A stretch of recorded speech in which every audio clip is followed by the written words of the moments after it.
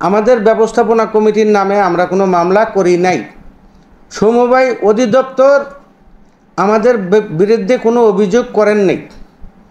অথচ বিগত আওয়ামী লীগ সরকার জেনারেল তারেক সিদ্দিকী আমাদের কাছ থেকে 500 কোটি টাকা তারা আমাদের কাছে চাঁদা দাবি করে আমরা অপারগতায় আমাদের নামে মামলা করে।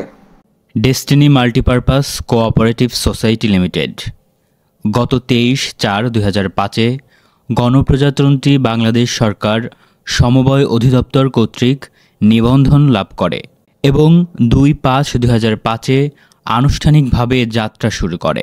বিগত ফ্যাসিস্ট সরকারের আমলে 2012 সালের জুলাই মাসের 31 তারিখে দুর্নীতি দমন কমিশন কর্তৃক সোসাইটির তৎকালীন ব্যবস্থাপনা কমিটির কতিপয় সদস্যদের বিরুদ্ধে রাজধানীর কলাবাগান থানায় একটি মানি লন্ডারিং মামলা দায়ের করা হয়। Destiny Multipurpose Cooperative Society Limited সে সময় সারা দেশে 27টি শাখা, 196 জন জনবল এবং 8,55,429 জন সদস্য নিয়ে বাংলাদেশ সমবায় সমিতির জগতে অত্যন্ত সুনাম ও সফলতার সাথে কার্যক্রম পরিচালনা করে আসছিল বলে জানিয়েছেন সোসাইটির সম্পাদক জনাব আজম আলী।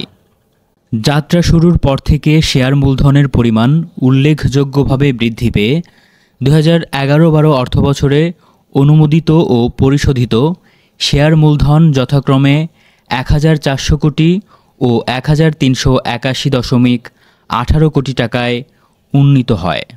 সমিতিকে আগামীর একটি শীর্ষস্থানীয় অত্যাধুনিক প্রযুক্তি নির্ভর, আদর্শ, প্রগতিশীল ও আন্তর্জাতিক মানের সোসাইটি হিসাবে গড়ে তুলতে সব ধরনের পদক্ষেপ হাতে নেওয়া হয়।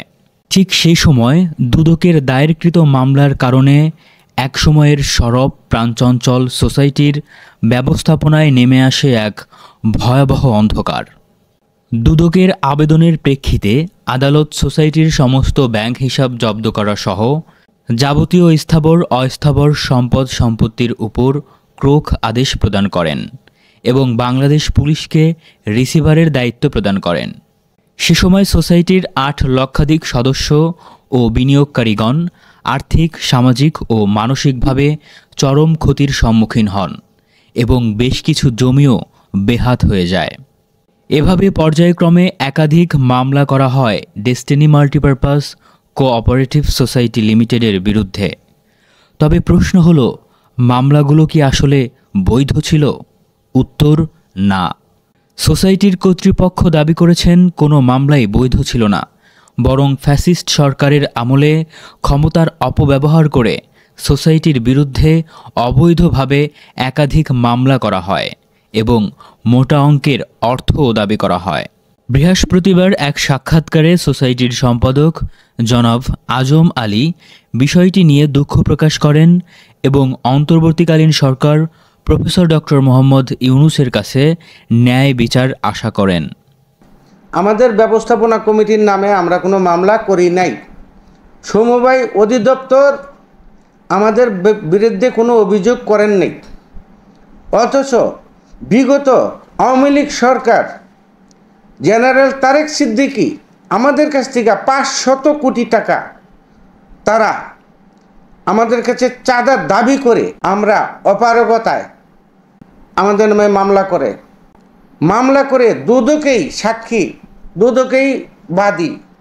আমরা আমাদের সেই ব্যবস্থাপনা কমিটির 12 জনের সদস্যর নামে মামলা করে আমাদেরকে যথা হয়রান করেছে 12টি বৎসর।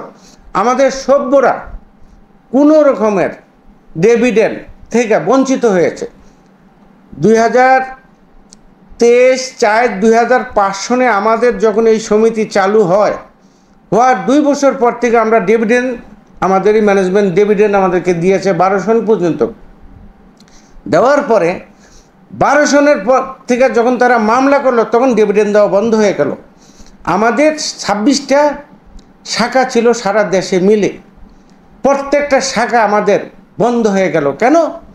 আমরা 1 বছর পর্যন্ত আমাদের স্টাফদেরকে আমরা বিভিন্নভাবে বেতন দিতে না পারায় তারা খেয়ে না খেয়ে অনাহারে অদ্যাহারে তাদের ছেলে মেয়ে নিয়ে পরে আমাদের স্টাফরা অফিস ছেড়ে চলে যায়। বিভিন্ন মালিকরা তাদের ভাড়া দিতে আমরা ব্যর্থ হয়, তখন তারা আমাদের অফিসের মালপত্র আসবাবপত্র যা আছে তারা সব নিয়ে যান। এরপরে এখন পর্যন্ত আমরা একজন অভিযোগকারী, আমাদের মেম্বার যারা সভ্য, আমাদের যারা মেম্বার তারা একজন মানুষও বাংলাদেশের কোথাও অভিযোগ করে নেই। সরকারের কাছে আমাদের চাওয়া, আমাদের এই 8.5 লক্ষ মানুষের চাওয়া, আমাদেরকে সহযোগিতা করবেন, এটা আমরা আশা করি।